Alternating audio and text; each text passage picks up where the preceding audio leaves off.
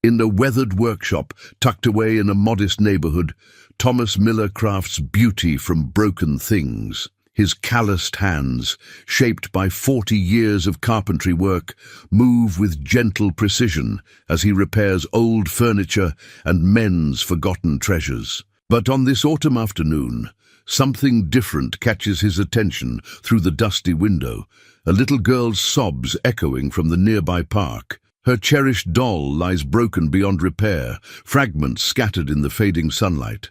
Without hesitation, Thomas gathers scraps of fabric, bits of wood, and pieces from his old toolbox. What happens in the next 24 hours will change not only his life, but the future of an entire industry. Could a simple act of kindness really reshape the destiny of a man who never asked for more than the quiet satisfaction of working with his hands? Before we jump back in, tell us where you're tuning in from.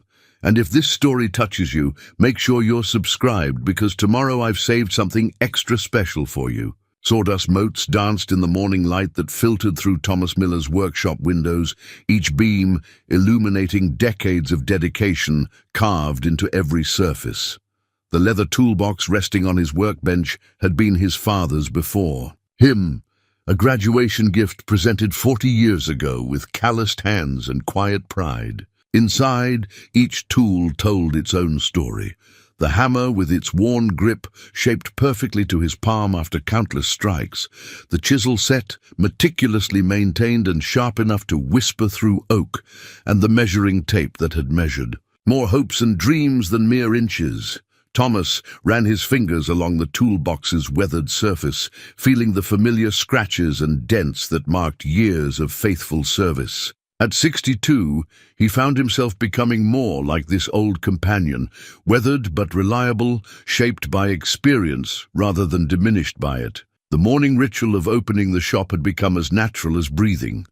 Unlock the heavy wooden Doctor at precisely 7, flip the sign to open, and breathe in the comforting aroma of wood shavings and furniture polish that had permeated the walls since before he was born. The workshop itself was a testament to time's gentle passage. Photographs dotted the walls.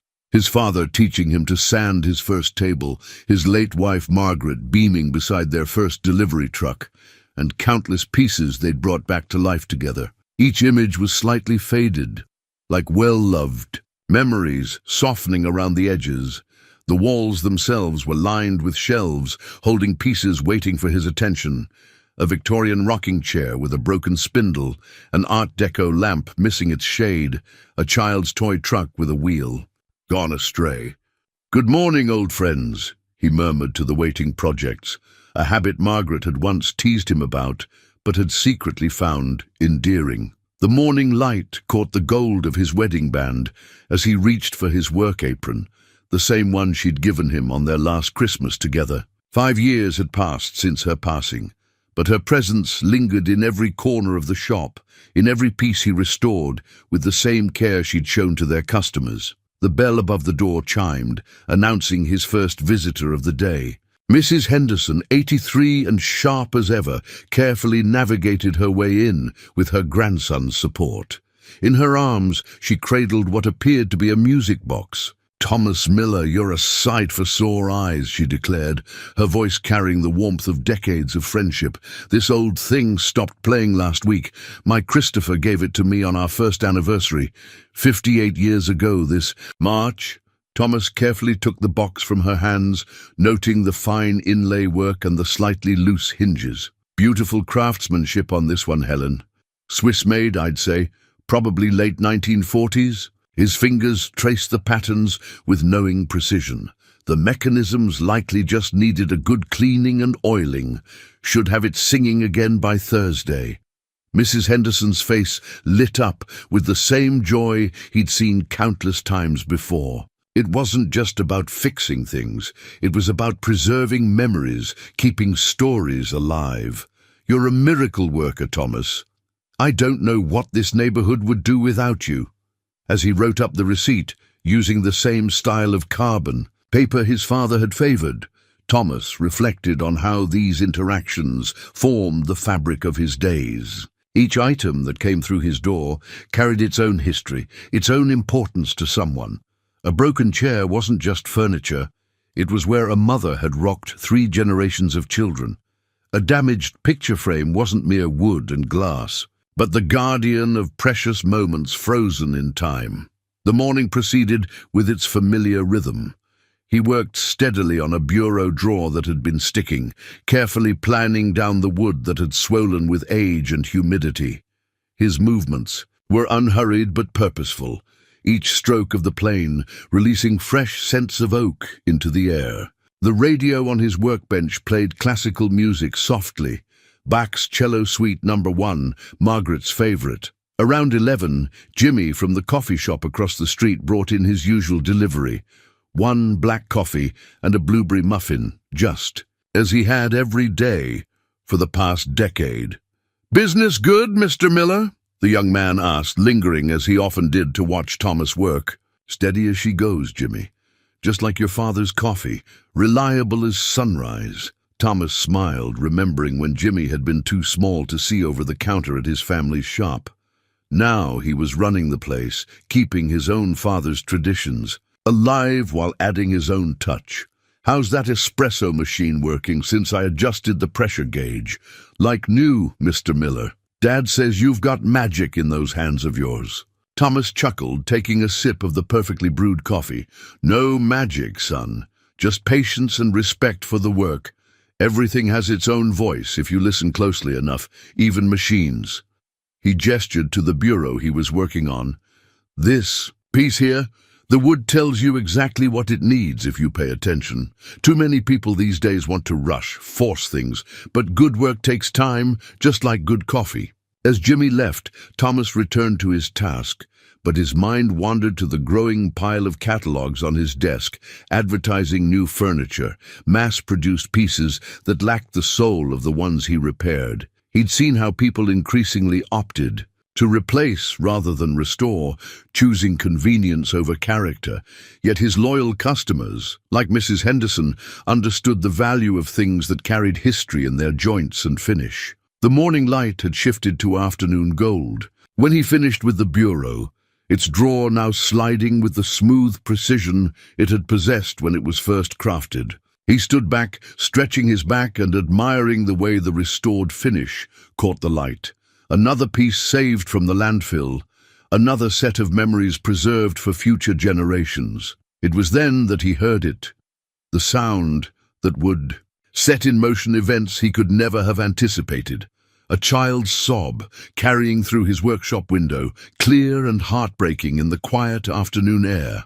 The sobs drew Thomas to his workshop window, its panes still bearing the swirls and imperfections of century-old glass. Through them, he could see the small neighborhood park across the street, usually a cheerful place filled with the sounds of children playing on the old swing set.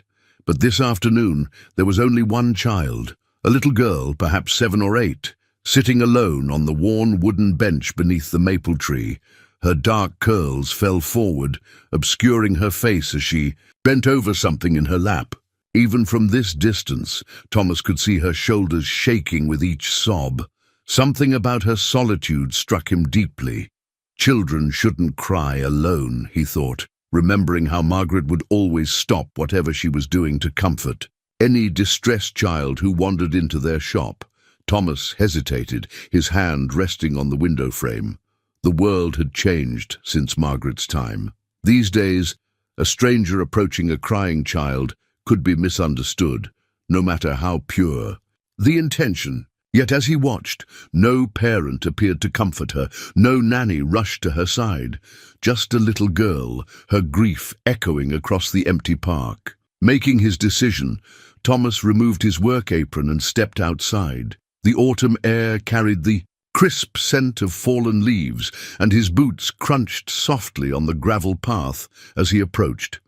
He deliberately kept his footsteps audible, not wanting to startle her. "Excuse me, miss?" he called softly when he was still several feet away. "Is everything all right?" The little girl looked up, and Thomas's heart clenched at the sight of her tear-stained face. In her hands lay the remains of what must have been a beautiful porcelain doll. Its head had separated completely from its body, and one arm hung limply, attached by only a few threads. The doll's painted face, with its delicate features and rosy cheeks, stared sightlessly skyward. I didn't mean to," she hiccuped, fresh tears welling in her brown eyes. "She was my grandmother's, and I just wanted to make her dance, but then she fell and—" Her voice broke as she gestured helplessly at the broken pieces. Thomas approached slowly, keeping a respectful distance. "May I?" he asked, gesturing to the empty space on the bench beside her. When she nodded, he sat down, noticing how she clutched the broken doll protectively closer. "My name is Thomas," he said gently. "I fix things in that workshop right across the street. Would you mind telling me your name?" she sniffled, wiping her nose with the sleeve of her expensive-looking jacket. "Sarah," she whispered. "Are you really someone who fixes things?" Thomas nodded, carefully studying the doll from where he sat. The porcelain was fine quality, probably European, at least 70 or 80 years old. "I am.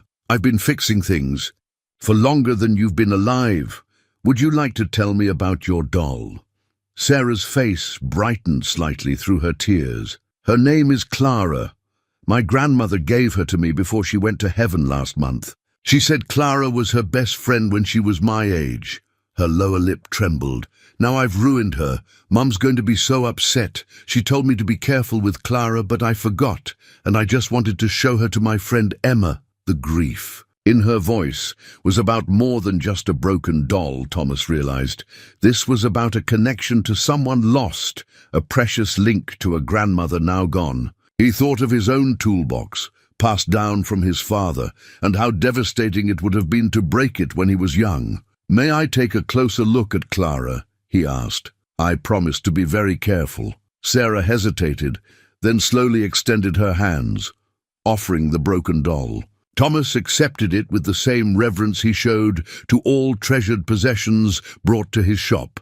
The damage was severe, not just the separated head and loose arm, but hairline cracks spreading across the porcelain like delicate spider webs, the kind of repair that would require specialized materials he didn't have, and even then, the doll would never be quite the same. "I see," he said thoughtfully, handling each piece with gentle care. "Clara's had quite an accident, hasn't she? Sometimes when things break, they can't be fixed exactly as they were before."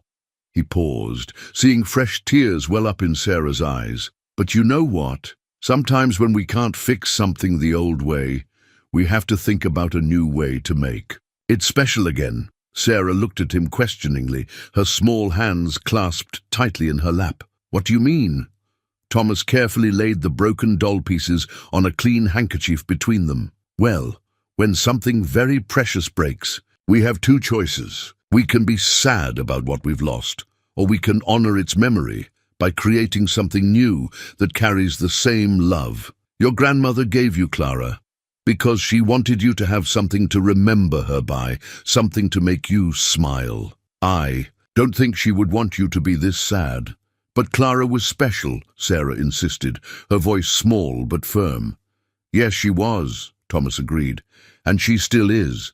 But maybe—" He paused, an idea forming in his mind. "Maybe Clara needs a friend. Someone new but just as special in her own way. Would you like to see something in my workshop?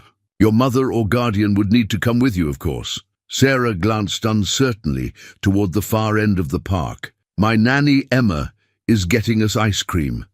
She said to wait here." She pointed to a small ice cream cart near the park entrance, where a young woman in a neat uniform was paying for their treats. Thomas nodded, understanding the situation better now.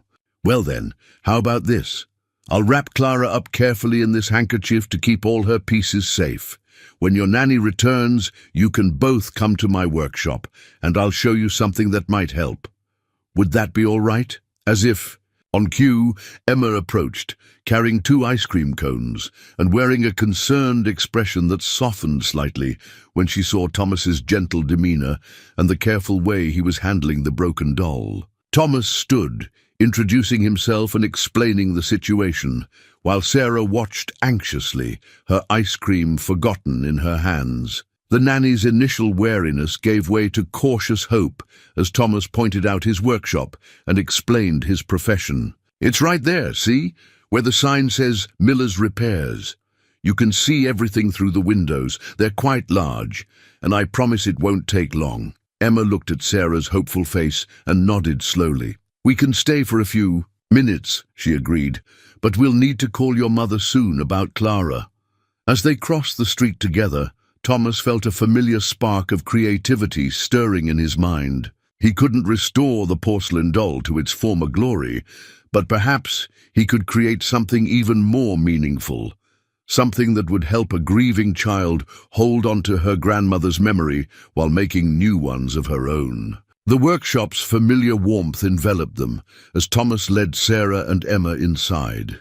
He cleared a space on his cleanest workbench, carefully laying out the handkerchief containing Clara's broken pieces. Sarah stood on tiptoe to watch, her ice cream finished, while Emma hung back near the door, maintaining a protective but curious distance. "Now then," Thomas said, opening his father's toolbox with deliberate ceremony, "let me show you something special." He reached past his regular tools to a small compartment in the bottom, a hidden treasure trove he'd maintained for decades. From it, he withdrew a small bundle wrapped in soft flannel. "Your grandmother gave you Clara because she wanted to share something precious with you," he explained, unwrapping the bundle. "My father did something similar for me. These were his special carving tools, meant for the finest detail work. He taught me that the smallest touches often mean the most." Inside the flannel lay an array of miniature chisels and carving implements, their wooden handles burnished to a warm glow by years of use. Sarah's eyes widened as Thomas selected one. "Its tip no larger than a pencil point. Would you like to help me make something?" he asked, reaching for a piece of maple wood he'd been saving for a special project. It was pale cream in color, with a subtle grain that caught the light like flowing water. Sometimes when we lose something precious, we can honor it by creating something new. Sarah nodded solemnly, her earlier tears forgotten in the face of this new mystery. Thomas pulled up a sturdy stool for her, positioning it safely at the corner of the workbench. Emma moved closer, her professional reserve softening as she watched Thomas begin to work. "First, we need to listen to the wood," Thomas explained, running his fingers along the maple's surface. "Every piece has its own story to tell, its own way of wanting to be shaped." His hands moved with practiced efficiency as he began to sketch on the wood with a soft pencil, creating flowing lines that gradually suggested a form. "See how the grain moves here?" He pointed to a particularly beautiful swirl in the wood. "That's going to become her face. The wood is already showing us where her features want to be." His knife began to move, releasing delicate curls of maple that fell like pale ribbons onto the workbench. Sarah leaned forward, fascinated. "She's going to be beautiful," she whispered, watching as a gentle curve emerged from the wood, the beginning of a cheek, smooth as a pearl. Thomas worked steadily, his movements precise but unhurried. "You know, when I was about your age, I broke something special too," he shared, carefully rounding the doll's chin. "It was a music box my mother loved. I thought my world had ended, but my father showed me how to make something new from the pieces of my mistake. That's when I learned that sometimes our greatest gifts come from our deepest sorrows."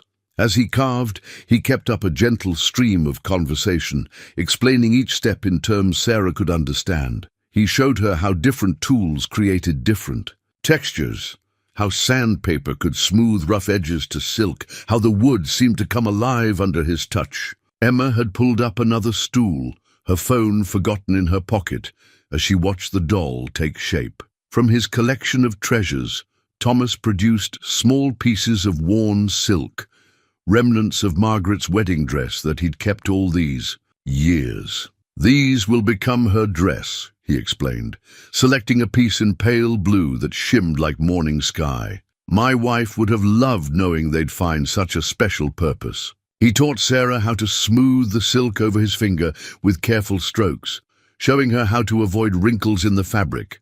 Together, they chose tiny pearl buttons from an ancient sewing box, each one iridescent with age. "These are like little moons," Sarah observed, holding one up to the light. "Like the ones my grandmother and I used to count at bedtime." Thomas nodded, understanding. "Then we'll make sure to use them in a way that reminds you of those special nights." He arranged the buttons in a graceful curve along the doll's bodice, creating a pattern that mimicked the phases of the moon. For the hair, he had something extraordinary.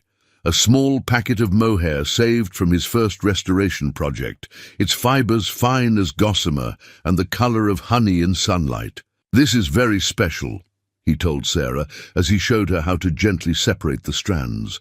"It's been waiting almost 40 years for exactly the right project." As the afternoon light began to shift, the doll took on her final form. She was nothing. Like Clara, where the porcelain doll had been formal and delicate, this new creation was warm and inviting. Her wooden face held a gentle smile, hand-carved with such care that it seemed to change slightly, depending on how you looked at her. The blue silk dress floated like a summer cloud, secured with the pearl buttons that caught and held the light. Her mohair curls were styled in a way that suggested movement, as if a breeze had just passed through them, but it was the final touch that transformed her from merely beautiful to magical. From another corner of his father's toolbox, Thomas withdrew a tiny silver bell, green with age. "This was on my first toy," he explained, carefully attaching it to a delicate ribbon around the doll's waist. "Listen." He moved the doll gently, and the bell chimed with a sound like starlight made audible. Sarah's face glowed with wonder. "She makes music." "Yes, she does." Thomas adjusted the ribbon carefully. "So whenever you play with her, you'll hear a special song. And maybe, when you ring her bell, you can imagine it's ringing all the way up to heaven, letting your grandmother know you're thinking of her." Emma checked her phone, startling slightly. "Sarah, we should call your mother. We've been here much. Longer than I planned." She paused, looking at the doll with genuine appreciation. "Though I can see why we lost track of time." Thomas carefully wrapped the new doll in a fresh piece of soft flannel, but before he could hand it to Sarah, she threw her arms around his waist in a fierce hug. "Thank you," she whispered. "She's even more special than Clara." Thomas patted her shoulder gently, his heart full. "Would you like to know a secret?" he asked, kneeling down to meet her eyes. "Every time we create something with love, we add a little more magic to the world. Your grandmother knew that. That's why she gave you Clara, and now you know it too." As he watched Sarah cradle her new doll, Thomas felt a familiar satisfaction, the joy of creating something that would be treasured. What he couldn't know was that this simple act of kindness was about to change not only his life, but the lives of countless children yet to come. The next morning dawned clear and crisp, autumn sunlight painting the park's maple trees in shades of amber and gold. Thomas had spent the evening making final adjustments to the doll, reinforcing seams, double-checking joints, and adding a few subtle touches that had come to him in the quiet hours. He'd worked until midnight, driven by a feeling he couldn't quite name, as if this simple doll somehow carried more significance than its humble materials suggested. Now he sat on the worn park bench, the doll nestled in a small box lined with tissue paper, waiting for Sarah and Emma's regular morning walk that he'd learned about during yesterday's conversation. The bell on the nearby church tower struck 9, and right on schedule, he spotted them entering the park from the opposite gate. Sarah saw him immediately, her face lighting up as she pulled Emma along by the hand. She wore a different expensive coat today, deep blue with silver buttons that reminded Thomas of the doll's dress. But her expression carried the same open warmth he'd seen yesterday beneath the tears. "Mr. Miller, you came." She bounded up to the bench, almost vibrating with excitement. Emma followed at a more measured pace, offering Thomas a warm smile that held none of yesterday's initial wariness. "I had a feeling you might pass by," Thomas said, patting the bench beside him, "and I thought you might like to give our friend a proper good morning." He lifted the box onto his lap, noting how Sarah's eyes fixed on it immediately. "Is she really finished?" Sarah asked, settling beside him with unusual care, as if afraid any sudden movement might startle the doll inside the box. Thomas nodded, slowly lifting the lid. "She had a few things to tell me last night about how she wanted to be," he explained, folding back the tissue paper. "Sometimes the best ideas come in the quiet hours when everything else is still." Sarah's soft gasp of delight made his heart swell. The doll lay nestled in her paper bed, the morning light catching the pearl buttons and making them glow like tiny moons. Her maple wood face seemed even more alive in the natural light, the carved smile holding secrets of its own. The mohair curls caught the breeze, dancing slightly as if the doll was just waking up herself. "Oh," Sarah breathed, reaching out but stopping just short of touching. "She looks like she's about to speak." Thomas gently lifted the doll from her box. "Would you like to hold her? She's quite sturdy, I made sure of that. She's meant to be played with, not just looked at." As he placed the doll in Sarah's waiting hands, the silver bell at her waist chimed softly. Sarah's eyes widened at the sound, and Thomas saw tears gathering. But these were different from yesterday's tears of loss. These spoke of wonder, of connection found rather than broken. "Listen to her voice," Thomas said softly. "That bell came from my very first toy, given to me by my father. It's been waiting all these years to sing for the right person." He showed Sarah how to hold the doll so she could dance, the bell creating a delicate melody with each movement. "She's dancing with the wind," Sarah said, watching the silk dress flutter. Then she looked up at Thomas, her expression suddenly serious. "Does she have a name?" Thomas shook his head. "Not yet. She's been waiting for you to tell her what it should be." Sarah studied the doll's face intently, turning her gently to catch different angles of light. The carved smile seemed to shift and change with each movement, sometimes mysterious, sometimes joyful, always warm. "Grace," she finally declared, "because she's graceful like a dancer, and because grandmother always said grace was finding beauty in broken things." Emma, who had been quietly watching, knelt down beside the bench. "That's a lovely name, Sarah, and very appropriate." She touched one of the pearl buttons gently. "This is remarkable craftsmanship, Mr. Miller. I've never seen anything quite like it." Thomas felt his cheeks warm at the praise. "Sometimes our hands know things our minds haven't figured out yet. I just followed where the wood and the silk wanted to go." He reached into his pocket, withdrawing a small envelope. "I've written down some special instructions. How to keep her joints moving smoothly. How to clean the silk if it gets dirty. Little things like that. And if she ever needs any repairs or adjustments, you know where to find me." Sarah clutched Grace closer, the bell chiming softly. "But she won't break, will she? Not like Clara." "She's made to last," Thomas assured her. "But even if something did happen, it wouldn't be the end of the world.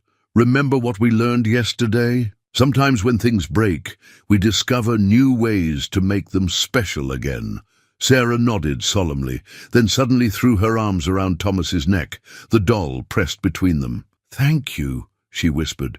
"She's the most wonderful thing ever." Thomas patted her back gently, his throat tight with emotion. When Sarah pulled away, he saw Emma dabbing at her eyes with a tissue. The nanny quickly composed herself, checking her watch. "We should head home, Sarah. Your mother will be waiting for your morning lessons." As they stood to leave, Thomas remembered something. Reaching into the box, he withdrew a small wooden stand, carved from the same maple as Grace's face. "For when she needs to rest," he explained, showing Sarah how the doll could stand perfectly balanced on the simple base. "Every dancer needs a stage." Sarah's delighted smile was almost as bright as the morning sun. She arranged Grace carefully on the stand, watching as the breeze played with her dress and hair. The bell chimed one more time, clear and sweet in the autumn air. "Mr. Miller?" Sarah asked as Emma gently urged her toward the park gate. "Could we come visit sometimes, to tell you how Grace is doing?" "Any time you'd like," Thomas replied, his heart full. "My workshop door is always open." He watched them walk away, Sarah holding Grace with the kind of care usually reserved for things far more precious than wood and silk and tiny silver bells. The doll's creation had awakened something in him, a spark of creativity he hadn't felt. Since Margaret's passing, a reminder of why he'd fallen in love with his craft in the first place. What Thomas didn't know, as he gathered up the empty box and headed back to his workshop, was that Sarah wasn't the only one who'd witnessed Grace's unveiling. A jogger in expensive running gear had paused on the path behind them, watching the entire scene unfold with increasing interest. Now she pulled out her phone, fingers flying over the screen as she composed an email to her boss, a woman named Eleanor Hayes, who happened to be both Sarah's mother and the CEO of the largest toy company in America. The morning newspaper lay unopened on Thomas's workbench, its headline buried beneath a client's antique music box. He'd been so absorbed in his work lately that he barely glanced at the business section anymore, missing the story that would have caught his eye. Hayes Toys faces growing concerns over product safety. But even if he had read it, he wouldn't have made the connection to the little girl with the broken doll. Instead, his thoughts remained on Grace, wondering how Sarah was getting along with her new companion. He'd spent the morning fixing a grandfather clock's chime, but his mind kept drifting to other possibilities, variations on the doll's design, different woods that might sing in new ways under his tools, other ancient treasures hiding in his father's toolbox that could find new life in young hands. The workshop door's bell chimed, pulling him from his reverie. Mrs. Henderson stood there, but something was different about her usual Wednesday visit. Rather than bringing another item for repair, she clutched a smartphone in her arthritis-gnarled fingers. "Thomas Miller," she announced with unusual formality, "you've become quite the talk of the neighborhood." She made her way to his workbench, moving aside the newspaper to set down her phone. "My granddaughter just sent me this video. It's all over that Instagram thing she's always telling me about."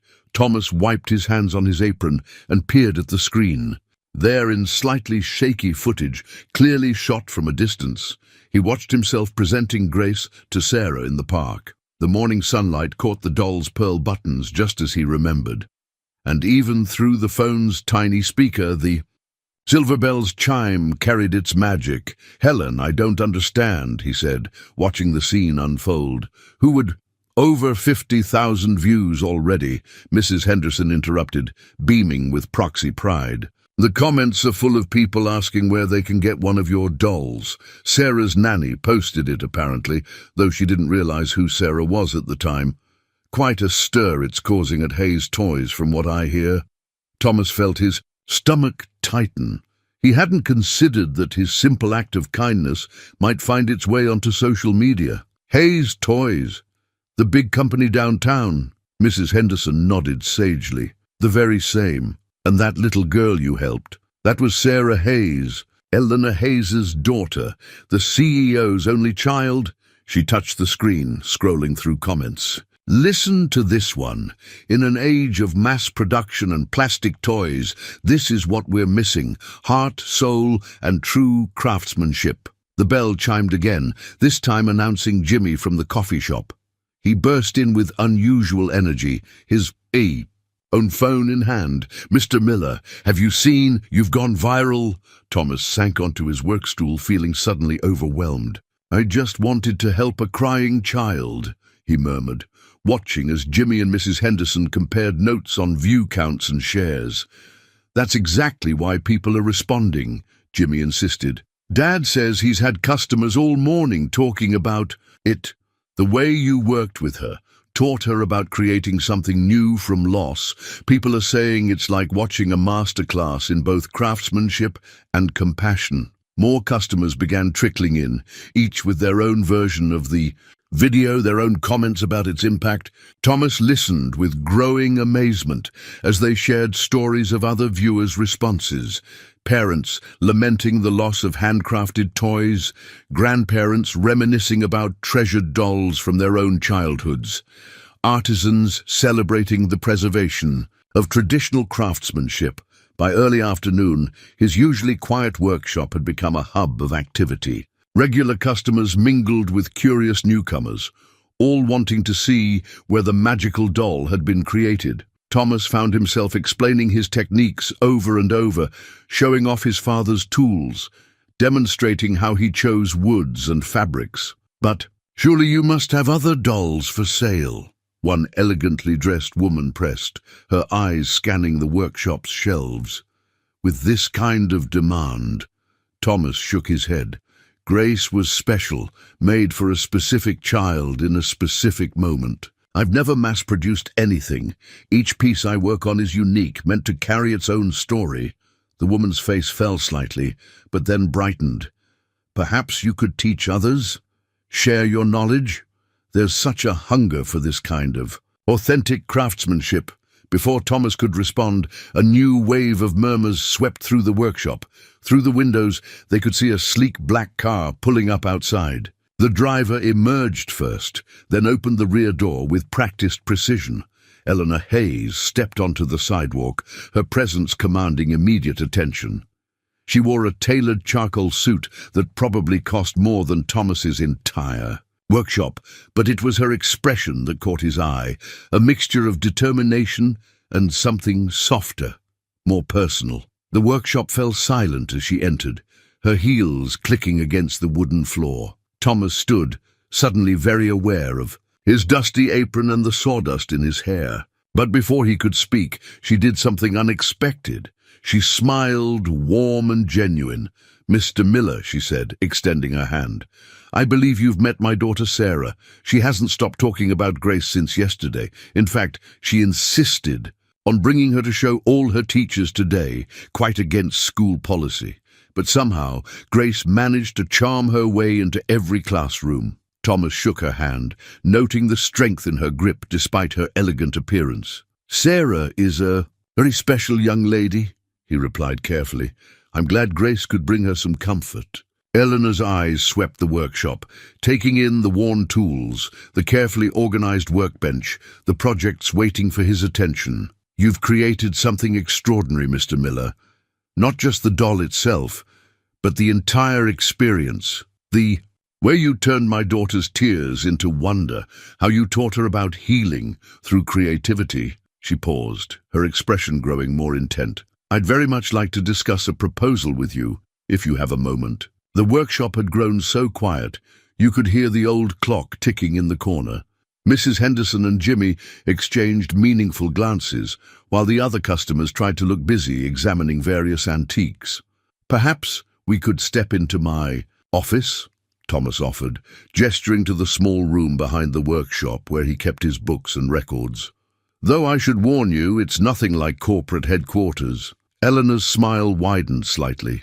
"After watching that video a dozen times this morning, Mr. Miller, I'm far more interested in your workshop's authenticity than any corporate polish." She followed him toward the office, then turned back to address the curious onlookers. "Would you all mind giving us a few minutes?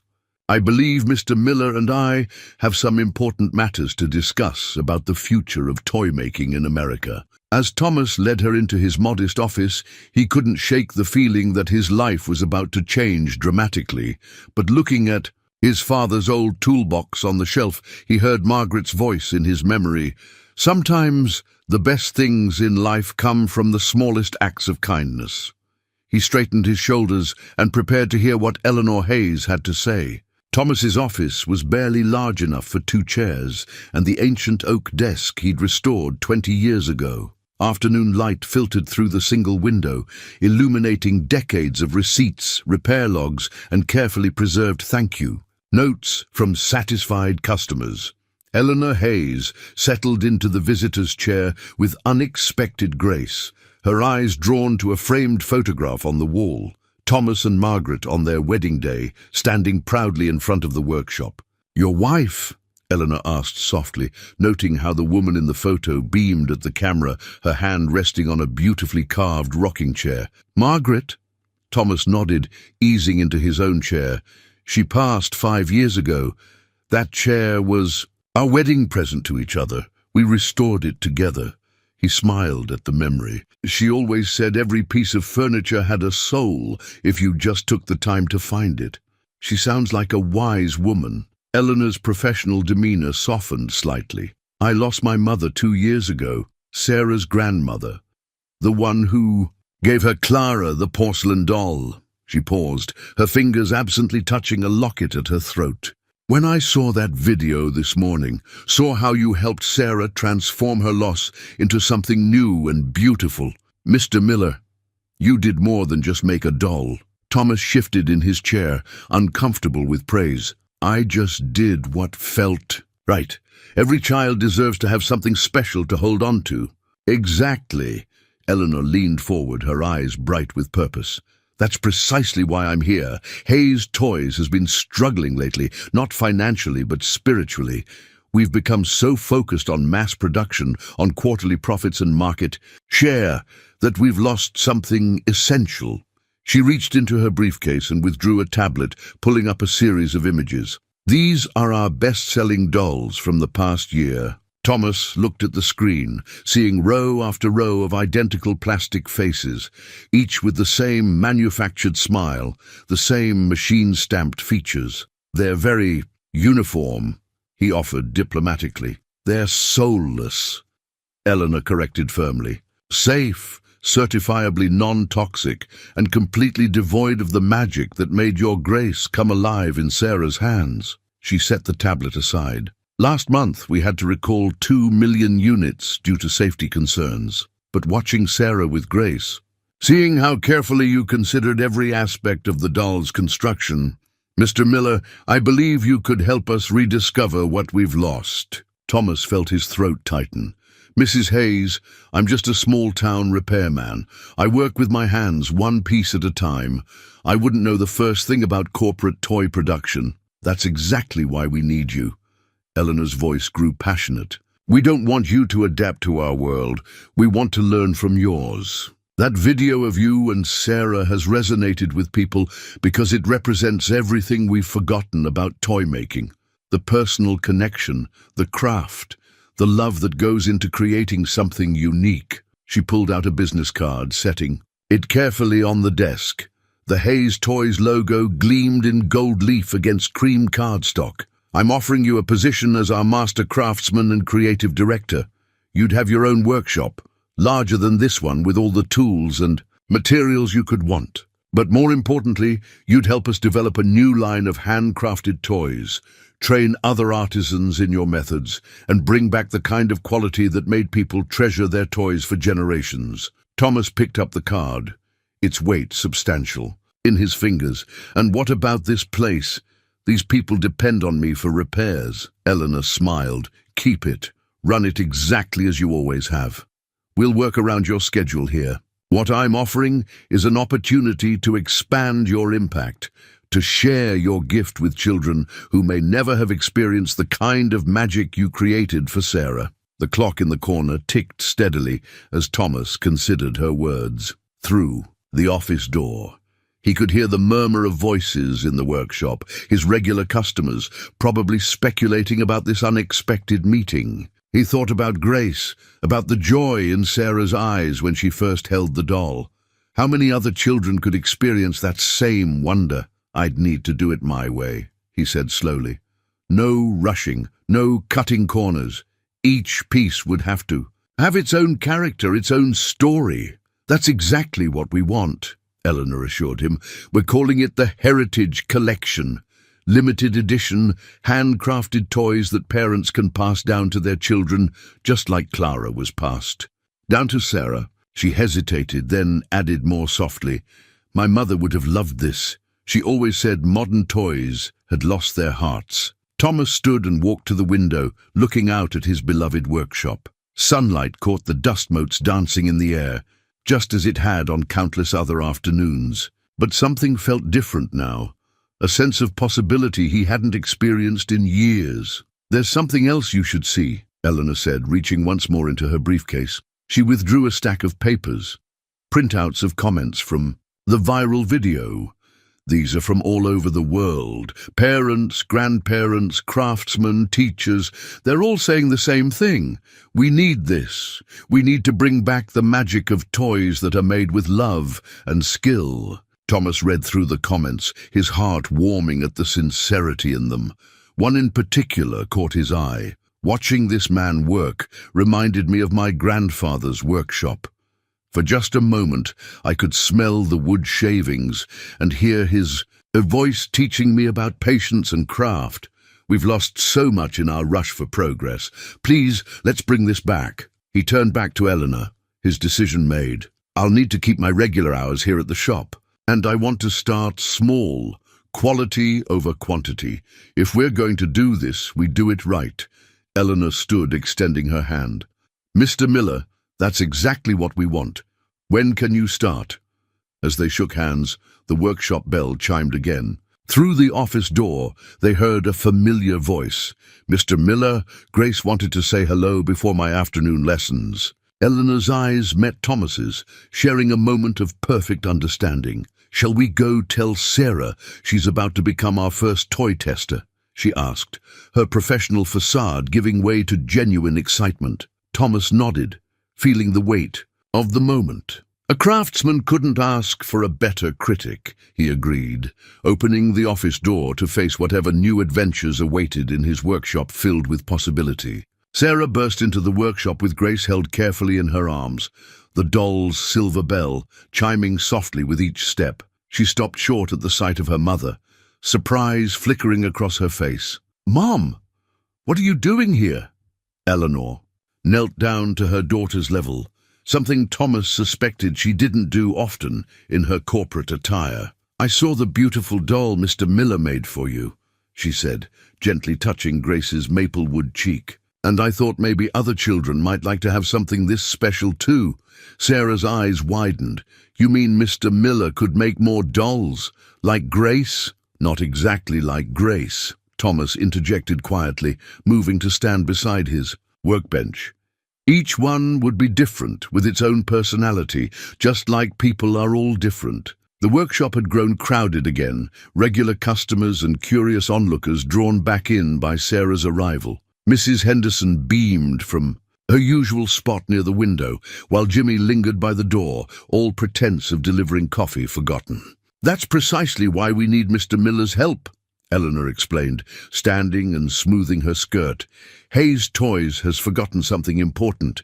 Something you helped us remember, Sarah, when you showed everyone how special Grace is." Thomas picked up his father's toolbox, its worn leather familiar under his fingers. "Your mother has asked me to help create a new kind of toy," he told Sarah. "Something that combines old-fashioned craftsmanship with modern safety standards. But I'll need an expert consultant, someone who understands what makes Grace so special."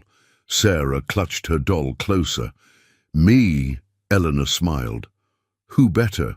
After all, you're the one who gave Grace her name, who understood exactly what Mr. Miller was trying to create." Thomas opened his toolbox, withdrawing a small piece of maple wood, a sister piece to the one he'd used for Grace. "Would you like to help me design the next one? Show me what you think other children might love." Sarah's face lit up with joy, but then she paused, looking thoughtful. "But each one has to have its own story, right? Like how Grace has grandmother's pearl buttons and your special bell." "Exactly right," Thomas agreed, feeling a surge of pride at her understanding. "Every piece we create will carry its own history, its own magic. That's what your mother wants to bring back to Hayes Toys." Eleanor withdrew another business card from her pocket, this one printed on shimming paper that caught the light like mother of pearl. "We'll call it the Heritage Collection," she announced to the gathered crowd. "Handcrafted toys designed under Mr. Miller's guidance. Each one unique, each one made to be treasured and passed down through generations." A murmur of appreciation rippled through the workshop. Mrs. Henderson dabbed at her eyes with a handkerchief, while Jimmy was already typing excitedly on his phone, no doubt sharing the news with his social media followers. "When do we start?" Sarah asked, her voice trembling with excitement. Thomas exchanged a glance with Eleanor, who nodded encouragingly.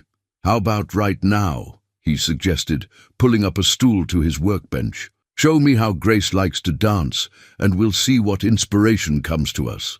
As Sarah carefully demonstrated Grace's movements, the silver bell creating a delicate symphony, Thomas saw his workshop with new eyes.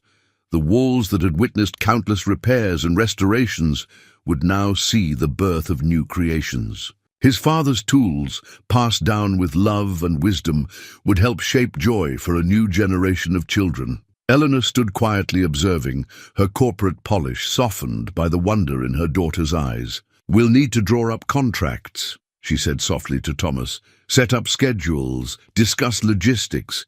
But for now," she gestured to Sarah, who was showing Grace's pearl buttons to an enraptured Mrs. Henderson, "for now, let's just watch the magic begin." Thomas nodded, already reaching for his sketchbook.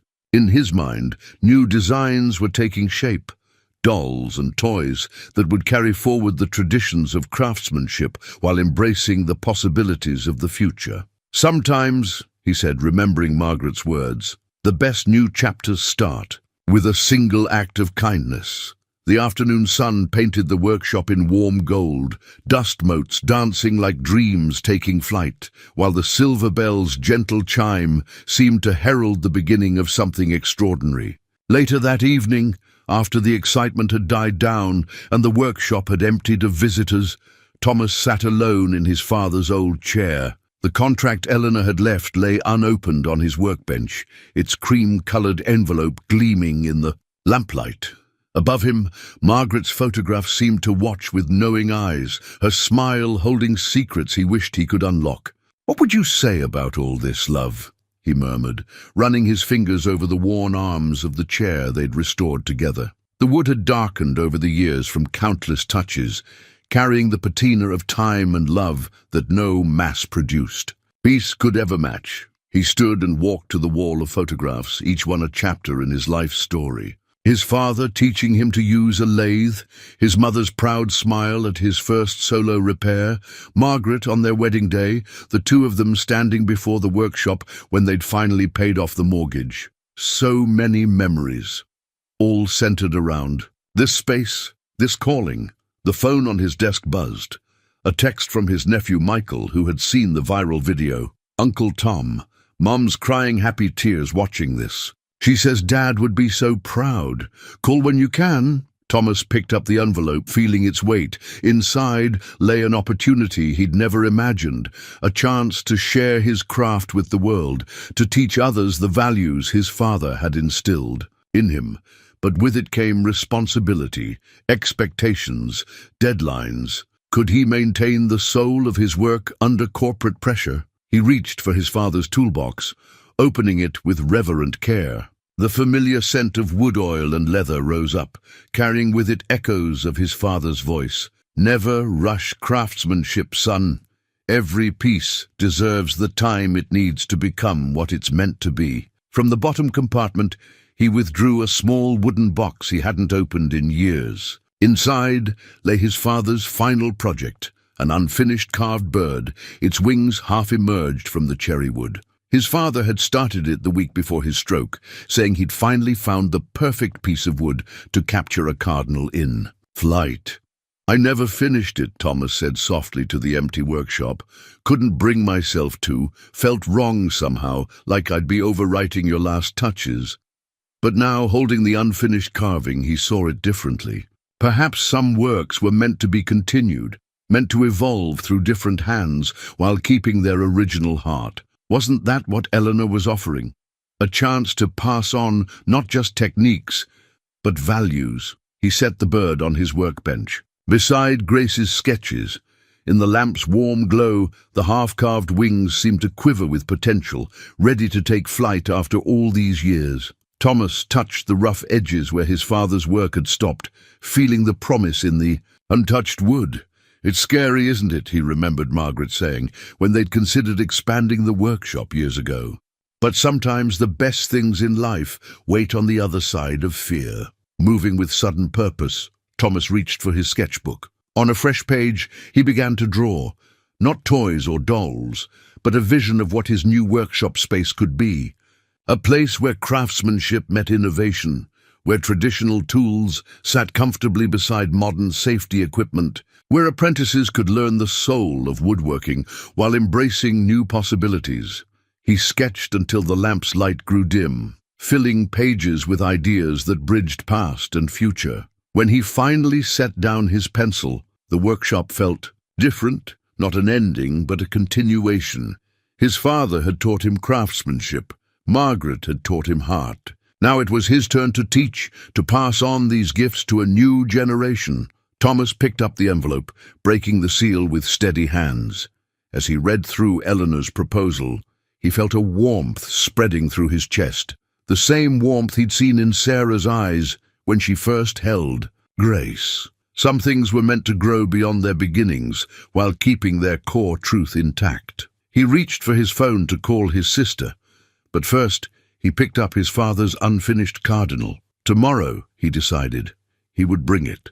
To the meeting with Eleanor, it would be his first lesson in the new workshop, how to honor what came before while creating something new. The cardinal's half-carved wings caught the light, no longer a testament to loss, but a promise of flight to come. Monday morning found Thomas standing before the Hayes Toys headquarters, his father's toolbox in one hand and the unfinished cardinal carefully wrapped in his pocket. The building rose before him in gleaming steel and glass, a far cry from his weathered workshop, but he drew comfort from the weight of his tools, each one carrying decades of wisdom in its worn handles. The security guard at the desk did a double take when Thomas gave his name. "You're the doll maker," the man asked, his stern expression softening.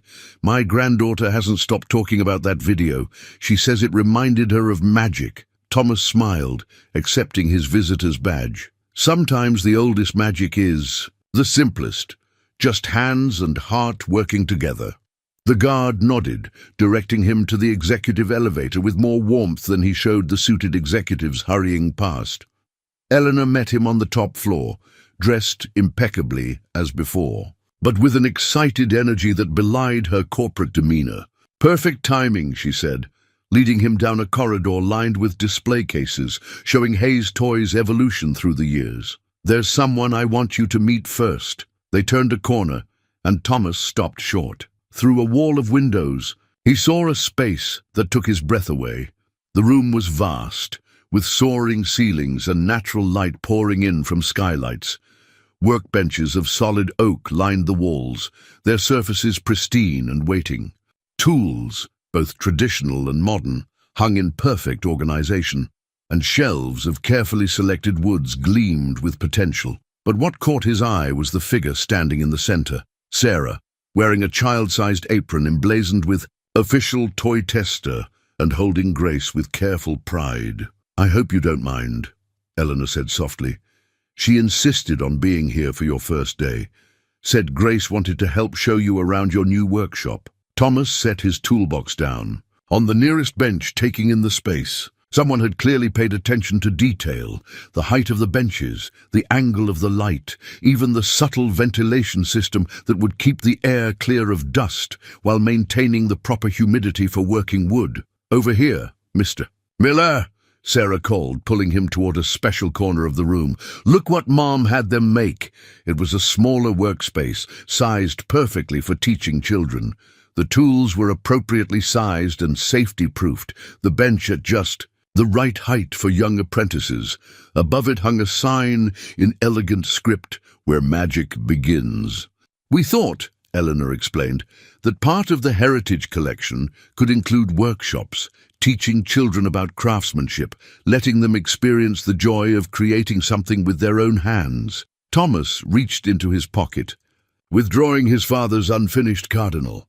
He placed it carefully on the teaching bench, its half-carved wings catching the morning light. "Then this is where we'll start," he said, "with a lesson about how some things take time to become what they're meant to be." Sarah approached the carving with reverent curiosity. "It's not finished," she observed. "No," Thomas agreed. "My father started it, but never had the chance to complete it. I've kept it all these years, waiting for the right moment. Would you like to help me finish it?" The girl's eyes widened.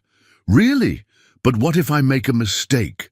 Thomas opened his toolbox, withdrawing his father's smallest carving knife. That's lesson number 1. In true craftsmanship, there are no mistakes, only opportunities to create something unexpected and beautiful. Eleanor watched them from the doorway, her business persona momentarily forgotten. The board meets in an hour to discuss the Heritage Collection launch, she said. But I think they should see this first. A master craftsman passing on his knowledge to the next generation. This is exactly what Hayes Toys needs. As Thomas began showing Sarah how to hold the carving knife safely, explaining how to read the wood's grain, he felt a familiar presence, his father's wisdom in his words, Margaret's love in his patience, and his own joy in sharing the craft that had shaped his life.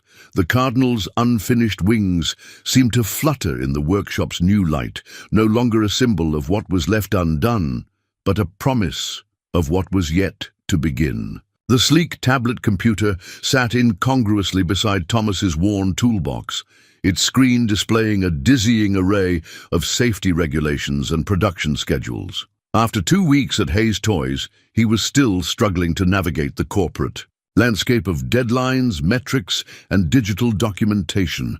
Just tap the workflow icon. Jeremy, his assigned technical advisor, explained for the 3rd time that morning. The young man's patience seemed infinite, though Thomas caught the occasional flicker of friendly amusement in his eyes. All your designs need to be logged in the system before we can begin safety testing. Thomas sighed, his calloused fingers feeling clumsy on the smooth screen. In my day, the only testing we needed was a child's smile. He glanced at the prototype doll lying on his workbench, a gentle-faced creation with hair of autumn-colored wool and eyes of carefully polished tiger's eye stones. That's why we need you, Jeremy said, pulling up another screen. Look at these numbers from our focus groups. Parents are overwhelmed by mass-produced toys, hungry for something authentic, but they also want guarantees of safety, durability, documentation of materials. The morning light streamed through the workshop windows, catching the tiger's eye stones and making them seem to wink. Thomas picked up the doll, feeling the smooth wooden joints he'd crafted with the same care he'd given Grace. Can't we just let the work speak for itself? In here, yes. Jeremy gestured to the workshop, where 3 apprentice craftspeople were carefully learning to shape wood under Thomas's guidance. But out there, we need to speak the language of modern commerce, while keeping the soul of traditional craftsmanship.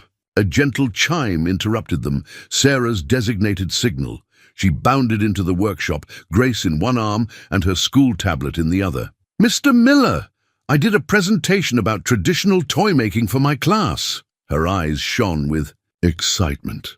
Everyone wanted to know when they could buy a doll like Grace. Thomas smiled, warmth spreading through his chest. Well now, that's perfect timing. Would you like to help us test our newest creation? He held out the tiger's eye doll. Sarah carefully set Grace on her special stand and accepted the new doll. With reverent hands, she feels different, but good different. Her fingers found the smooth joints, exploring how they moved. Like she's waiting to tell me her story. Jeremy watched the interaction with keen interest, his tablet forgotten. This was what Eleanor had hired Thomas for, not just craftsmanship, but the magic that happened when a child first connected with a handmade toy. The wood is maple, like Grace, Thomas explained, but see how the grain patterns are unique. No 2 dolls will ever be exactly alike. Sarah nodded seriously, because they're like people. Everyone has their own special pattern inside. Jeremy's fingers flew across his tablet. That's it. That's our marketing angle, as unique as your child's imagination. We can create a system where each doll comes with documentation of its unique materials, the craftsperson who made it, even the story of where the wood came from. Thomas frowned slightly.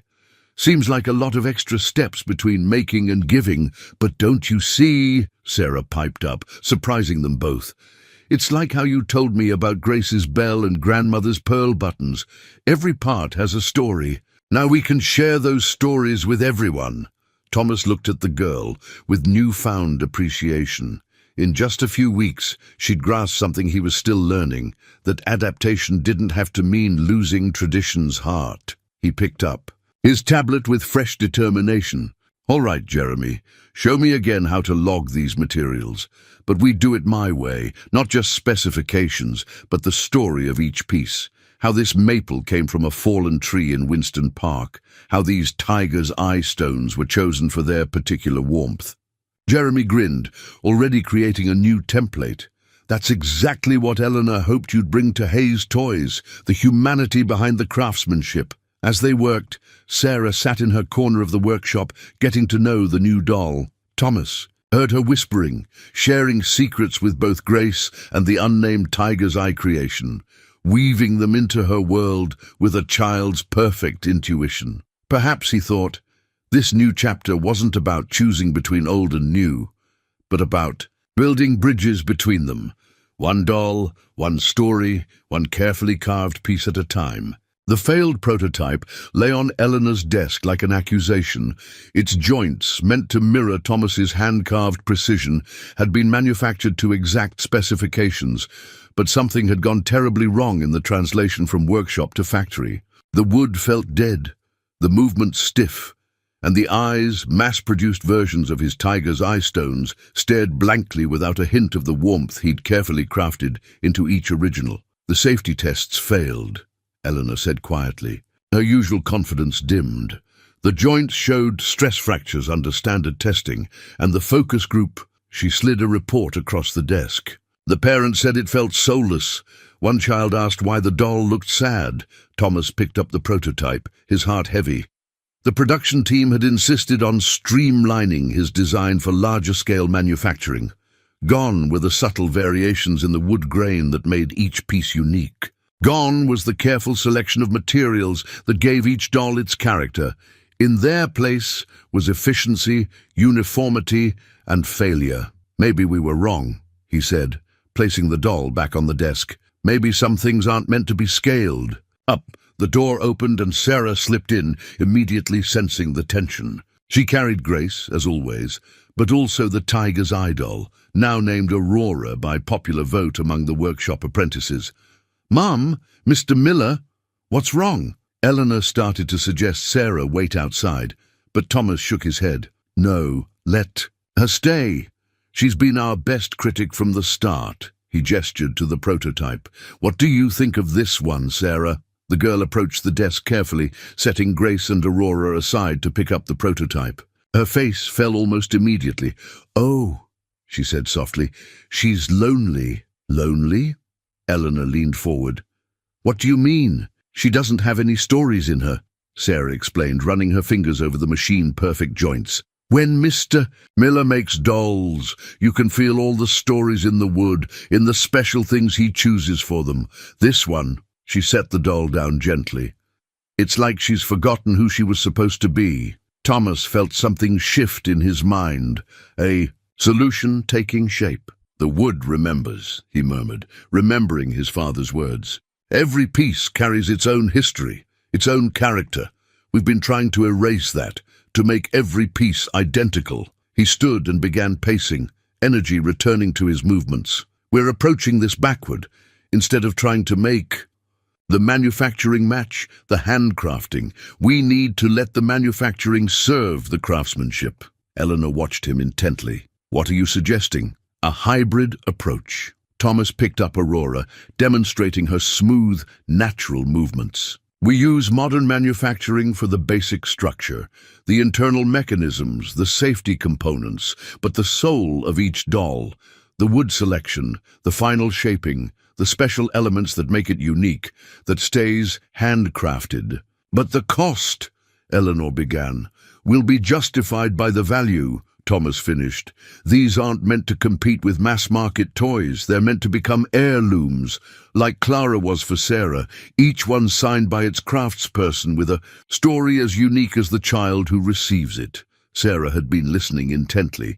"Like how Grace has your special bell, and Aurora has her tiger's eye eyes that change color in different light." "Exactly." Thomas turned to Eleanor. We've been so focused on replicating the craftsmanship that we forgot why it matters. It's not about making identical pieces. It's about creating something unique for each child. Eleanor picked up the prototype, then looked at Grace and Aurora. The difference was stark, not just in quality, but in character. "The board won't like the reduced production numbers," she said slowly. "But if we market these as true collector's pieces, each one certified, unique, each one with its own story," Sarah added firmly. Thomas felt the tension in his shoulders ease. "We start over, build a proper training program for craftspeople, use modern technology to ensure safety and durability, but keep the soul of traditional woodworking. It'll take longer, cost more, but it'll be right," Eleanor finished. She stood, decision made. "I'll call an emergency board meeting for tomorrow morning. Sarah, would you be willing to bring Grace and Aurora? I think the board needs to see the difference for themselves." As Sarah nodded enthusiastically, Thomas picked up the failed prototype one last time. Even failures had their purpose, he realized. Sometimes you needed to take a wrong turn to find the true path. Early the next morning, before the board meeting, Thomas sat in his original workshop, his father's old carpentry journal open before him. The leather-bound book's pages were yellowed with age, filled with careful notes, drawings and wisdom, gathered over decades. He'd brought Sarah and Eleanor here for a purpose, to remind them all where the magic truly began. "Your workshop smells different from the new one," Sarah observed, settled in her usual spot by the workbench. "Like stories and secrets." "That's time you're smelling," Thomas smiled, turning another page in the journal. "Can't manufacture that?" He paused at a particular entry, his father's precise handwriting filling the page. "The wood tells you what it wants to be. Our job is to listen, not dictate." Eleanor, looking somewhat out of place in her business suit among the sawdust and aged tools, leaned in to read. "Is this where you learned to make grace?" "In a way." Thomas ran his fingers over the weathered page. "My father taught me that craftsmanship isn't about forcing materials into a predetermined shape. It's about discovering what's already there, waiting to emerge." He stood and walked to a shelf, retrieving a piece of maple wood he'd been saving. "Watch this," he said, placing it on the workbench. From his toolbox, he withdrew a small knife and began to gently scrape away the surface layer. As the shavings fell away, a pattern emerged in the grain, swirls and lines that seemed to form a face, smiling up at them. Sarah gasped. "It's like it was hiding in there." "Exactly." Thomas set down the knife. "Every piece of wood is unique, the grain, the density, even the sound it makes when you tap it. They're all part of its character. We've been trying to standardize something that's naturally diverse." Eleanor touched the revealed face in the wood grain. "But how do we translate this into a viable business model? The board needs numbers, projections." Thomas pulled out his father's journal again, flipping to the back where he'd recently added his own notes. "What if we turned the uniqueness into our strength? Instead of fighting it, we celebrate it." He spread out several sketches he'd made during the night. "Look, we create a basic framework, yes, tested and certified for safety. But then we let each craftsperson work with the natural characteristics of their materials. Every doll becomes a collaboration between artisan and wood, between tradition and innovation." Sarah, who had been unusually quiet, suddenly spoke up. "Like how you knew Grace needed your special bell and Aurora needed her tiger's eyes that change color." "Precisely." Thomas pulled out another piece of wood, this one darker with striking grain patterns. "See these lines? They might become flowing hair, or perhaps the folds of a dress. The wood suggests possibilities. We just have to be willing to see them." Eleanor had been taking notes on her tablet, but now she set it aside, really looking at the workshop around her. "This is what we lost," she said softly. "Not just the craftsmanship, but the relationship with the materials, the understanding. That imperfection can be beautiful." Thomas nodded, reaching for his father's oldest chisel. "Let me show you something before the board meeting." He began to work the wood, his movements sure and precise. As he carved, he explained his vision. We train our craftspeople not just in technique, but in observation. Teach them to read the wood, understand its properties. Each doll becomes a story told in collaboration with the material itself. Tiny shavings fell as a form began to emerge. Yes, it takes longer. Yes, it costs more.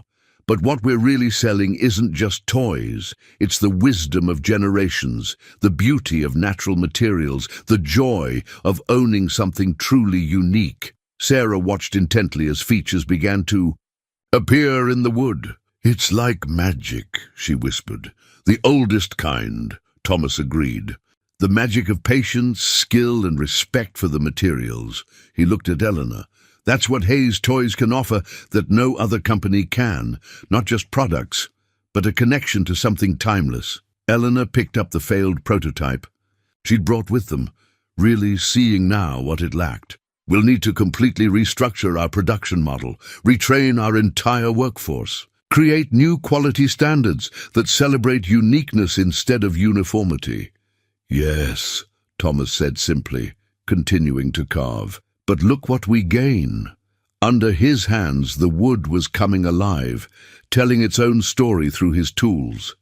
Sarah and Eleanor watched in silence as another unique character emerged, ready to become part of a child's world. In his father's journal, still open on the bench, the aged pages held both the wisdom of the past and the promise of the future. Sometimes, Thomas realized, you had to go back to basics to find the way forward. The Hayes Toys boardroom felt a world away from Thomas's workshop, all chrome and glass and stern faces around a massive mahogany table. But Thomas had brought pieces of his world with him. Grace and Aurora sat centerpiece on the polished surface, while the failed prototype lay beside them. Most importantly, he'd brought his father's journal and the piece he'd carved that morning, still unfinished. Deliberately so. Eleanor stood at the head of the table, commanding attention in her executive role. Ladies and gentlemen, yesterday I showed you our failed prototype and the concerning test results. Today I'm showing you our future. She nodded to Thomas, who stepped forward, his work-worn hands steady as he lifted Grace. This is where it began, he said, his voice quiet but carrying conviction. One doll, made for one child, created from materials chosen for their character, not their uniformity. A board member, Johnson, according to his nameplate, adjusted his glasses. We've seen the viral video, Mr. Miller. Charming story, but hardly a sustainable business model. Our shareholders expect growth, Thomas interrupted gently. Progress? Let me show you something. He set Grace down and picked up his father's journal, opening it to a marked page. My father wrote this 40 years ago. Mass production seeks to eliminate variables. True craftsmanship celebrates them. He placed the unfinished carving on the table. This morning, I started this piece. Notice how the grain naturally suggests features, the curve of a smile, the flow of hair. Each piece of wood has its own character, its own story, waiting to be revealed. Sarah, who had been waiting quietly by the door, stepped forward right on cue. She carried a large tablet, displaying a sophisticated presentation that Jeremy had helped prepare. May I show them, Mr. Miller? The board member's expression softened slightly at her presence. Thomas nodded encouragingly. This is what happens when we try to make everything the same, Sarah said, bringing up images of the failed prototype stress tests. Then she switched to a new slide, showing Grace and Aurora. And this is what happens when we let each doll be unique. Thomas picked up the thread. We've been approaching this backward. Instead of trying to standardize the craftsmanship, we need to standardize the elements that ensure safety, while celebrating the unique characteristics of each piece. He laid out his vision, supported by Jeremy's careful market research displayed on Sarah's tablet. A hybrid approach, modern manufacturing for internal mechanisms and safety components, combined with traditional craftsmanship for the elements that give each doll its character. Eleanor advanced to the financial projections. Yes, production numbers would be lower, unit costs higher, but market research shows parents are willing to pay premium prices for genuine artisanal toys. We're not just selling dolls, we're selling heirlooms. Each piece documented, Thomas continued, demonstrating the digital certification system Jeremy had developed. The wood's origin, the craftsperson's signature, the unique elements that make it special. Modern technology supporting traditional craftsmanship, Johnson frowned.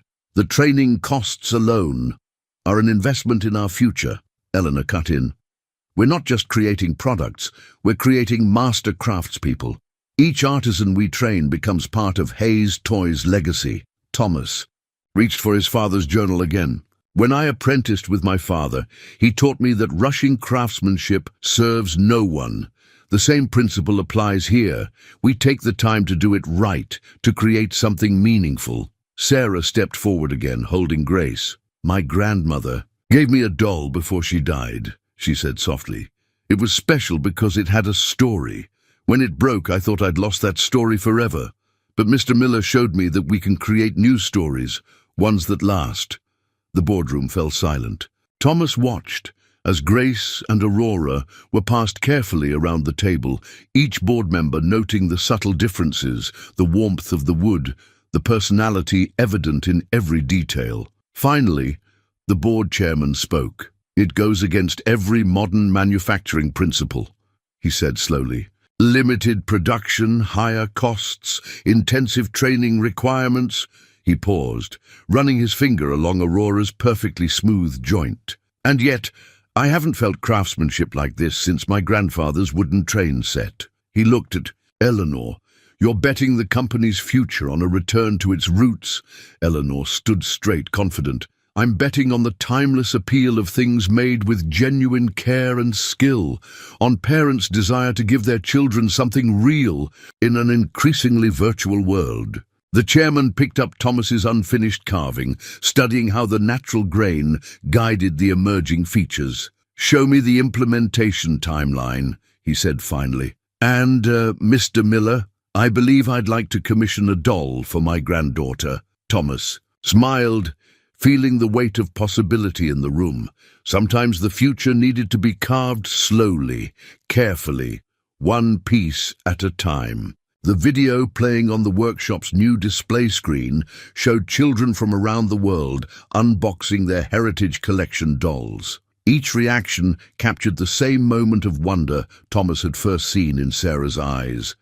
That magical instant, when a child recognized they were holding something extraordinary. Look at these numbers, Jeremy said, scrolling through analytics on his tablet. The waiting list is 6 months long, and we've had inquiry calls from museums about including the dolls in their contemporary craft exhibitions. Thomas stood at his workbench, watching his apprentices guide their own students through the basics of wood selection. The workshop had expanded, yet somehow maintained its soul. Tools old and new coexisting in harmonious purpose, the scent of wood shavings mingling with the gentle hum of modern safety equipment. Mr. Miller, Sarah burst in, waving a tablet. We're trending again. Someone posted a side-by-side comparison of mass-produced dolls in our Heritage Collection.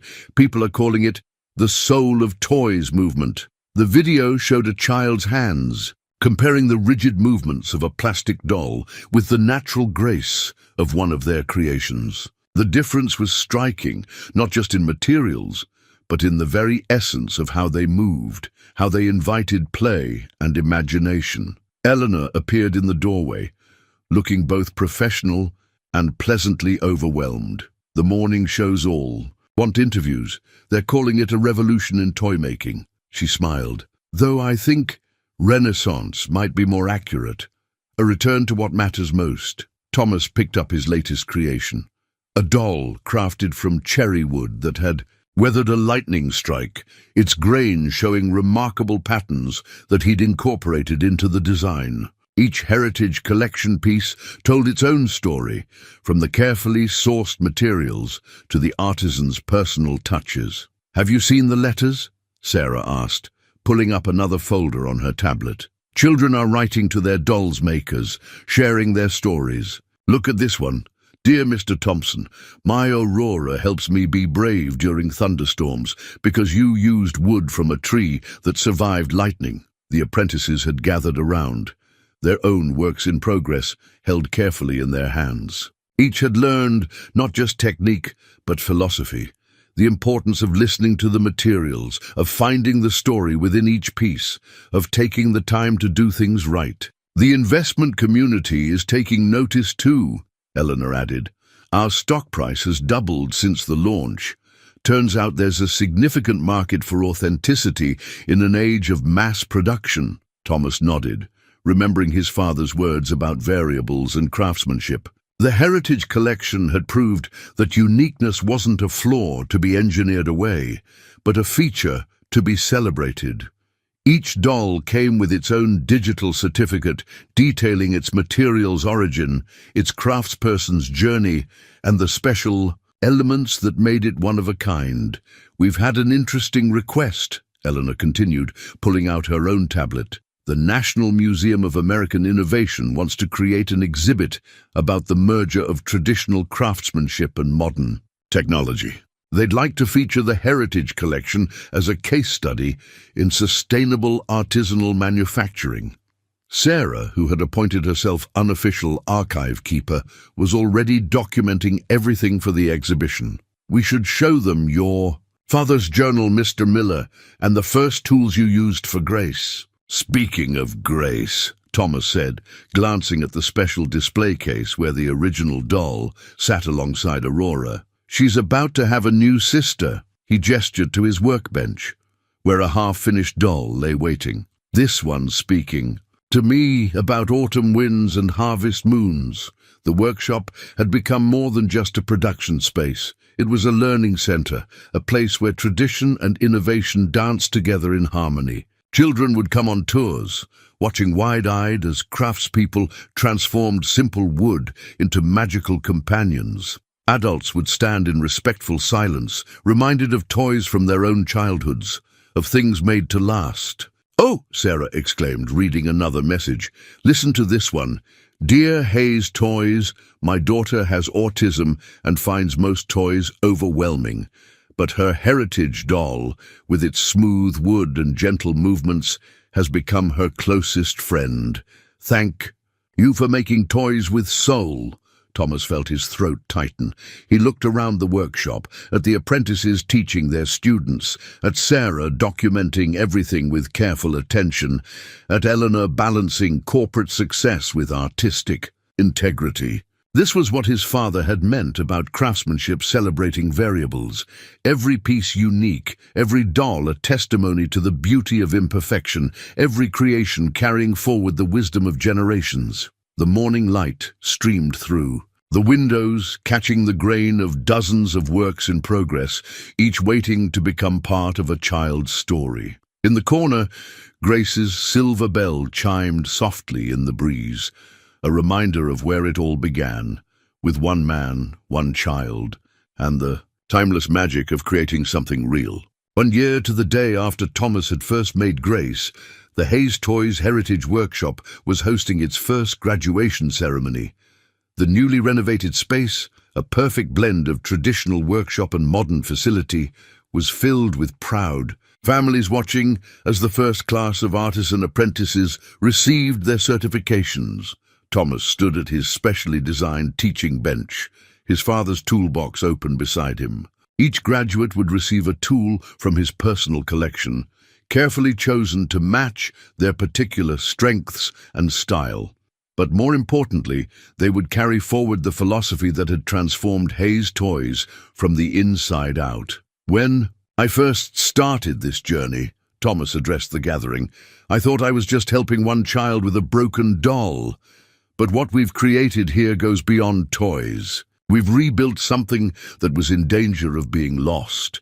The connection between maker and material, between craft and story, between generations." Eleanor, seated in the front row with Sarah, nodded in agreement. Hayes Toys had been transformed. While their standard production lines still ran, the Heritage Collection had become the company's crown jewel, their waiting list growing despite the premium prices. More importantly, it had changed how they approached all their toy making, bringing elements of craftsmanship and thoughtful design even to their regular lines. Each of you, Thomas continued, looking at his graduates, has learned more than just woodworking. You've learned to listen to the materials, to find the story in each piece, to create something that carries meaning forward through time. He gestured to the wall, where Grace and Aurora now sat in a special display case, alongside other notable creations from the past year. These aren't just dolls, they're bridges between past and future, between tradition and innovation. Sarah, now the official junior creative consultant for the Heritage Collection, stood to present each graduate with their certification. Elegant documents that detailed not just their technical proficiency, but the unique character of their work. She had insisted on handwriting part of each certificate, understanding that personal touches mattered. "But this isn't an ending," Thomas said, lifting his father's journal. "It's a beginning. Each of you will now go on to train others, to share. Not just techniques, but values. Some of you will work here at Hayes Toys, others will establish your own workshops, but all of you are now part of a legacy that stretches back generations and forward into the future." The first graduate approached. Maria, whose work with reclaimed wood had already gained attention for its innovative beauty. Thomas handed her a specially chosen carving knife from his collection. "This was my father's favorite tool for finding faces in the wood," he said softly. "I think he'd be proud to know you'll be using it now." One by one, the graduates came forward, each receiving a tool that matched their particular gift. James, who had a talent for mechanical movements. Chen, whose delicate touch with detail work was unmatched. Sophia, who could read wood grain like poetry. Eleanor stood to make her own announcement. "Hayes Toys is establishing the Miller Grant for Traditional Craftsmanship," she declared. "Each year we'll fund 5 new artisans to study under our masters, ensuring this knowledge continues to grow and evolve." Thomas felt his chest tighten with emotion. The workshop around him hummed with possibility. Advanced safety equipment. Alongside traditional tools, computer stations for documentation next to carving benches, apprentices and master craftspeople working side by side. Sarah tugged at his sleeve, pointing to the window. Outside, a line of children and parents waited for the afternoon tour. A regular event now, where visitors could watch artisans at work and learn about the craft of toy making. Among them, he spotted Mrs. Henderson, who had become a regular visitor, often bringing her grandchildren to watch the magic unfold. "Mr. Miller," Sarah said, her voice carrying the wisdom she'd gained over the past year, "remember when you told me that sometimes when things break, we can make something even more special from them?" Thomas nodded, thinking of that first day. "With Clara's broken pieces, well," she continued, gesturing to the graduates, the workshop, the waiting families, "look at everything we built from that moment." He looked around at what they'd created, not just a new line of toys, but a revival of traditional craftsmanship, a bridge between generations, a way of creating that honored both progress and tradition. Each workspace was unique, personalized by its artisan, while maintaining the high standards they'd established. The walls were lined with both technical diagrams and inspirational pieces, safety certificates alongside artistic awards. "We didn't just fix a broken doll," Thomas agreed. "We mended something much bigger." The afternoon light streamed through, the windows catching the tools and works in progress, creating a gentle glow that seemed to encompass past, present, and future in one warm embrace. The applications covered Thomas's desk like autumn leaves, each one telling its own story. Hundreds of aspiring craftspeople from around the world drawn to the Heritage Collection's apprenticeship program. Some were experienced woodworkers seeking to refine their skills. Others, complete beginners who had been touched by the magic of these handcrafted toys. All of them shared a common dream to create something meaningful in an increasingly disposable world. "Look at this one," Sarah said, carefully sorting through the papers. Now 12, she had grown into her role as junior creative consultant with remarkable grace. She's a retired engineer who wants to combine her knowledge of mechanics with traditional woodworking. And here's one from a young man who learned carpentry from his grandmother in rural Japan. Thomas smiled, remembering his own apprenticeship under his father. "Every craftsperson brings their own story to the work," he said, picking up another. "Application. That's what makes each piece unique." The Heritage Workshop had expanded beyond its original scope. What started as a toy-making renaissance had evolved into a movement celebrating traditional craftsmanship in all its forms. Hayes Toys had become known not just for their dolls, but for their commitment to preserving and advancing age-old skills. Eleanor appeared in the doorway, her face alight with excitement. "The education initiative is approved," she announced. "Starting next semester, we'll be partnering with local schools to introduce woodworking programs." Sarah's idea about teaching children basic crafting skills really resonated with the board. "Because kids need to know that not everything comes from a factory or a screen," Sarah added, wise beyond her years. "Sometimes the best things are the ones you help create yourself." Thomas reached for his father's journal, now accompanied by several volumes of his own. Each page documented not just techniques, but the philosophy that had transformed a simple repair shop into a global center for traditional craftsmanship. Future generations would have not just the how, but the why of their craft. "We've received inquiries from toy makers in Europe and Asia," Eleanor continued. "They want to establish similar programs to revive their own traditional crafting methods. The Heritage Collection has become a model for sustainable artisanal manufacturing." Through the workshop windows, Thomas could see his graduate apprentices teaching their own students, each adding their unique perspective to the craft while maintaining its essential spirit. The workshop had become a living legacy, breathing new life into old wisdom. "Did you ever imagine," Sarah asked, holding Grace in her hands, "that fixing my doll would lead to all this?" Thomas thought about that autumn day, about a crying child and a broken toy, about how the smallest acts of kindness could ripple out into the world in unexpected ways. "Sometimes," he said, picking up the latest application, "the best things in life grow naturally, like the grain in a piece of wood. You can't force it, you just have to listen and follow where it leads." The workshop bells chimed softly in the afternoon breeze. Dozens of them now, each crafted with the same care as Grace's first silver bell. Their gentle music was a reminder that some songs only grew sweeter with time, that some stories were meant to be passed down, generation to generation, gathering new voices while keeping their original heart. The holiday window display at Hayes Toys' flagship store drew crowds from morning until night. Behind the glass, a wonderland of Heritage Collection pieces told the story of traditional craftsmanship in the modern world.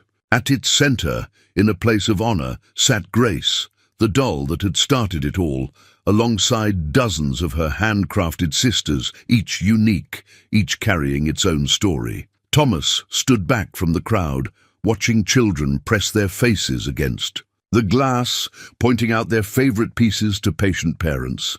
Next to him, Sarah held her tablet, documenting reactions for the company archives. Now, in her teens, she remained the heart of the Heritage Collection, never losing her ability to see the magic in each creation. "They're not just looking," she observed, "they're dreaming." Thomas nodded, understanding exactly what she meant. The window display wasn't selling toys. It was offering possibilities, showing a world where things could still be made with care, and meaning where craftsmanship could bridge generations. Eleanor joined them, carrying a small package wrapped in simple brown paper. "The first piece from our new youth apprentice program," she explained, handing it to Thomas. "I thought you should be the one to open it." Inside was a carefully carved music box, its surface showing the slight imperfections of a beginner's hand, but also the unmistakable touch of genuine care and attention. When Thomas opened it, a familiar tune played, the same melody as Grace's silver bell, but interpreted through fresh eyes and young hands. "They're learning," he said softly, running, his fingers over the carving. Not just the techniques, but the heart of it. The Heritage Workshop had become more than they'd ever imagined, a place where past and future met in perfect harmony, where traditional skills found new expression through modern understanding. Every piece that left their workbenches carried forward the legacy of countless craftspeople, while adding its own verse to an ongoing story. Sarah touched Grace's display case gently. "Remember when I thought breaking Clara was the worst thing that could happen?" Thomas smiled, thinking of how far they'd come from that autumn afternoon. "Sometimes our greatest losses lead us to our greatest discoveries." Eleanor checked her. "Watch. The evening tour group will be arriving soon. Another full house, artists, educators, parents, all wanting to learn about bringing craftsmanship back into children's lives." Through the store windows, they could see the sun setting on the city, its light catching the natural wood grain of the heritage pieces, making each one glow with inner warmth. The world outside might rush by in its usual hurry, but here, in this space they'd created together, time moved at the pace of careful hands and thoughtful hearts. "The future is in good hands," Thomas said, watching a young apprentice demonstrate wood selection to an attentive group. In every corner of the workshop, stories were being born, skills passed down, wisdom shared. Each creation that left their benches would carry forward not just craftsmanship, but the understanding that some things were worth taking time for, worth doing right. Grace's silver bell chimed softly in the evening air, its familiar voice now, joined by a chorus of others, each unique, each adding its own note to a symphony of creation that would play on through generations to come.